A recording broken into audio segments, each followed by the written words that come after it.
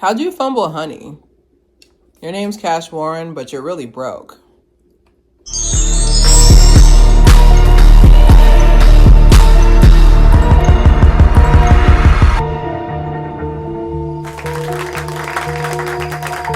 All right, welcome back to another episode of Claire Hair. Today we are discussing pretty privilege and divorce. I know it's kind of weird, right? That's a weird title. I don't know who gave me. Did you give me that? Okay, I'm talking to no one. But yes, we're gonna be talking about pretty privilege and divorce. We're also gonna be talking about power dynamics as well. So we're gonna definitely stick psychology in there as well as a twofer. Thank you guys so much. I know you're gonna get tired of me thanking you guys, but I feel like this is the year. I don't want to say that too loud because then something might happen, but I feel like this is a year definitely catching our stride with making these videos back to back. So let's talk about pretty privilege. So pretty privilege is the preferential treatment of someone who is deemed attractive by a majority group, right? So today we're going to be talking about Cash Warren and Jessica Alba. Jessica Alba, that's it. The silence for the beauty. Jessica Alba has been fine my entire life, and I'm 33 years old, and she's been fine my entire time. Okay, I don't know what's going on. But anyways, they've been married for 12 years, and they are filing for divorce. And the reason why this is an indicator of pretty privilege, the first thing we said was, now, Cash, what did you do? Like, that's how you know pretty privilege is a real thing, because I feel like we're not thinking about the possibility that maybe, Jessica Alba maybe she did something, maybe she's annoying, maybe her bread's smelly or something like that. But our first thing is like, Cash, I mean, what did you do? But what did you do? And I feel like that halo effect of us thinking that, okay, so if this person is good looking, they're a good look. If this person's good looking, there's nothing wrong they can do. I also have on here as well with pretty privilege is the fact that I truly feel like whenever there's a divorce and a woman's beautiful and the man is not as attractive, which I think he's handsome, but if he's not as attractive or as whatever fitting, I feel like there is still that aspect of the fact that we never wanted this person with them in the first place. For example, like I said, this is just, everybody has their different opinions, but let's say Beyonce and Jay-Z break up. Like, there's not going to be a lot of people who's going to be crying about it. Okay, not a lot of people, because we always wondered, like, why would someone who is as beautiful as Beyonce get with a Jay-Z, besides money? So it's just like, I feel like there's not a lot of empathy towards Cash's side. Now, of course, with celebrities, every information is alleged. We don't know anything. They're letting us know what they want us to know. I always found it weird, I always found it weird that there was like an announcement. Like, I don't need to make an announcement to say I broke up with so-and-so person. Like, can you imagine? Today, this just ended. Claire has stopped consuming dairy products. Like, it's kind of like similar to that, where it's just like, why do we know? But, I need the content. But definitely for sure, pretty privileged. Like, Jessica, I was one of those people that she's been beautiful her entire life. Yeah, we hate her. Just playing. But I feel like when you've always had pretty privilege your entire life, I feel like there's definitely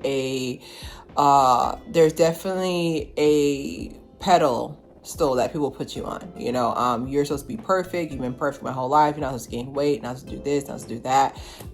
So I definitely feel like a lot of the talk around their divorce is being leaned towards, like, Cash did something, he must have cheated, or maybe his breath's smelly, maybe he snores at night. I just feel like the pretty privilege in this aspect is the fact that we don't know what this person really like. We don't know these people. Like, parasocial psychology, I would love to delve into that later on as we get through the year. But parasocial psychology as well is at play here, because we feel like, okay, since we've known her as Honey, we've known her as Dark Angel for us old heads, we've known her as all these characters. Like, she's never played a character that was devious. She never played, like, if you look back, fun fact, if you look back at all her roles, like, every role Jessica Alba has played, she's never played a villain before. Think about it. Sin City doesn't count. But, like, think about it. If you go backwards and look, she's never played it. So, like, there's that level connotation associated with her too. Like, okay, she's never played a villain before. How could she ever be a bad person? So definitely halo effect is at play here.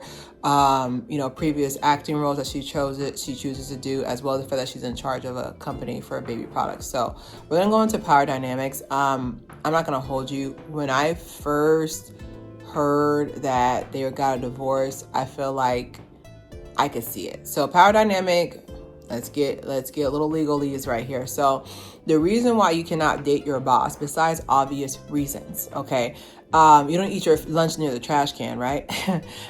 So basically is that there's a power imbalance there. So a power imbalance is basically when somebody has, like, every relationship has a power dynamic to it. I know, I'm gonna ruin a lot of feelings here, but every relationship has a power dynamic. And if you don't know what the power dynamic is, you're at the lesser end of it. Now, that doesn't mean that, stay with me now, that doesn't mean that you're completely under this person, but there are certain things that everybody's good at, certain things that other people aren't good at. For example, with Cash Warren, I looked it up. He's a good majority older than her. It's nothing crazy that we call the police about, but he's a good amount. He's older than her, and then he's also a producer / director. So just imagine her coming in, like Jessica Alba coming in. She's a young actress. She doesn't really know a lot about the world. You're older than me, plus you're a producer, plus you've more experience. That power imbalance, to me, I feel like relationships long term can't work out that way. They can't, not happily. Now, unless one of the people is under a spell and they're getting broomed away, most of the time, whenever there's a power dynamic, it never works. Like, even psychology proves that most romantic relationships are outside of orientation. The most relationships that are the most successful are when the relationship is no more than 5 years. There's not a 5 years there's a 5 years of standard deviation.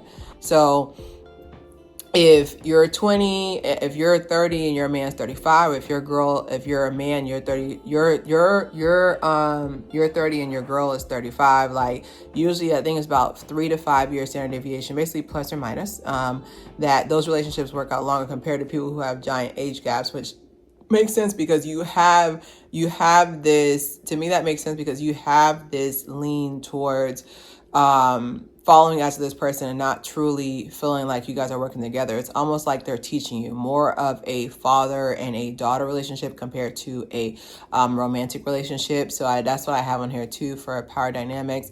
Another power dynamic as well is that in Hollywood, you're nobody.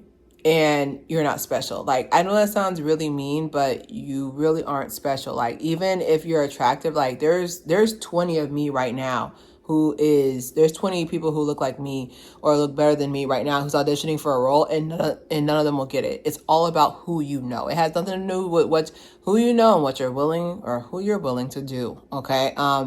So I feel like in that aspect as well, if you find that one person who you trust, you're going to be more likely to lean towards this person and be like, okay, well, I trust this person. So I trust this person. So I'm going to basically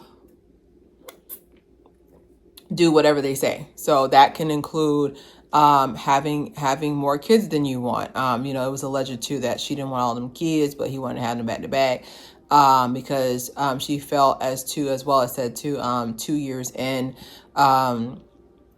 She said 2 years into the marriage, she knew it was going to be trash, and she stayed for all those years. But like I said, power dynamic, like, if you're an up and coming actress, you're not going to break up with your director husband. If you're an up and coming music artist, you're not going to break up with your producer boyfriend. Okay. So it's definitely that power dynamic. Like I said before, like, if you're working in somewhere and let's say you're dating your boss, and I told you about not doing that. Let's say you're dating your boss and you want to eat your trash. You want to eat your trash in the trash. You want to eat your lunch in the trash can.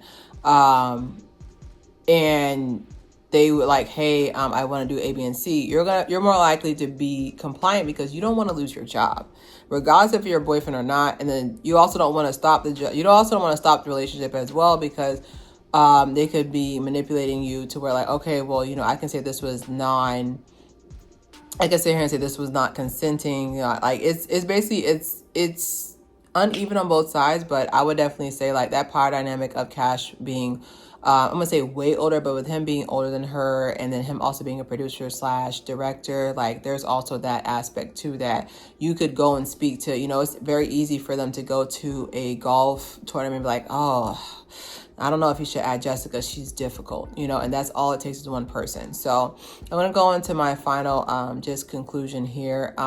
I think that with their relationship, we don't know anything. Like I said, that parasocial psychology aspect of where people basically, they inflate what they know about a couple. I feel like something about the fact that they have to tell us too, like that's always been concerning to me, because I feel like in psychology, like you I'm gonna say kind of, but like in psychology, like you pretty much ruin the nature of the observed. Like it's not Murphy's Law, is it? I'll have to look it up. But basically it's where the observed changes their behavior because they're being observed. Like, for example, like when your kids act, when you're like, you don't know how well, I won't say trained, but you don't know how well behaved your kids are until you go into public. Because here, you're on their neck, blah, blah. But when you go into public and they start acting a fool, it's like, okay, I never trained you a day in my life.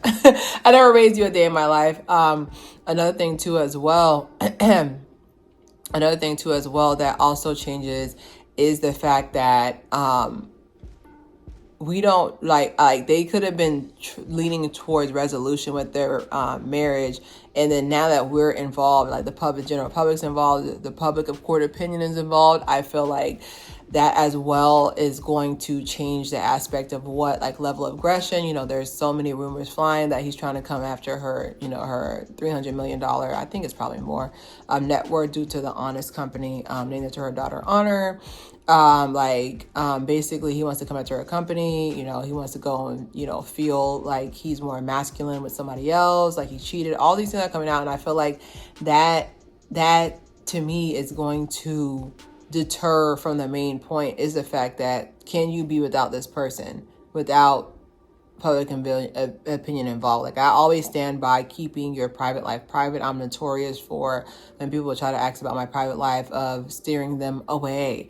And I feel like whether I'm with somebody or not, like I truly feel like that has something to do with my content. This is Claire Hare's channel, but I feel like with these celebrities, they don't have a choice. So I definitely feel like that power imbalance, just to reprise that, I definitely feel like the power imbalance was like they're on a they're pretty much a ticking time bomb after that, especially when it comes to celebrity. Like now that and then on top of that too, like with power imbalances, people don't like when power imbalances change. So I feel like when she first started, she was this innocent, she didn't know any better, she was green to it. Now she's this businesswoman who's, to me, I feel like the company is worth $1 billion. I'm not gonna hold you for too long. I feel like it's worth $1 billion, but I feel like she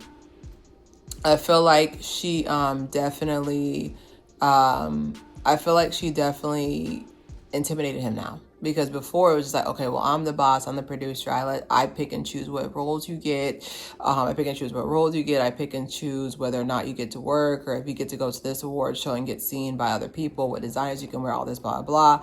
But now that you have the money, then you can start calling the shots, or at least have the more audacity to call the shots. That's why a lot of times when people are just like, oh, I just want to be a stay-at-home mom, I was like, be careful the person you say that to. Be careful the man you're with, because a lot of them will sit there and think like, oh, well, since you're a stay-at-home mom, I can do whatever I want, or I can cheat with whoever I want to because I'm providing all the money. All I have to do is stay in the house and take care of the kids. So I truly feel like people don't like when power imbalances change. It's another thing too, is like you'll notice that when you start glowing up, or when you start doing better for yourself, when you start losing weight, fixing your hair more, or even getting a man, like you'll notice that a lot of friendships will start dissipating because that power imbalance is gone. Like they were here and you were here, which I think is stupid, because like we're all in different races, but all right. But in their mind, you were below them. Like that's why I always say, like, stand by, like that. Sometimes before you get to that newer person you're supposed to be, know that there's going to be a lot of pushback behind it.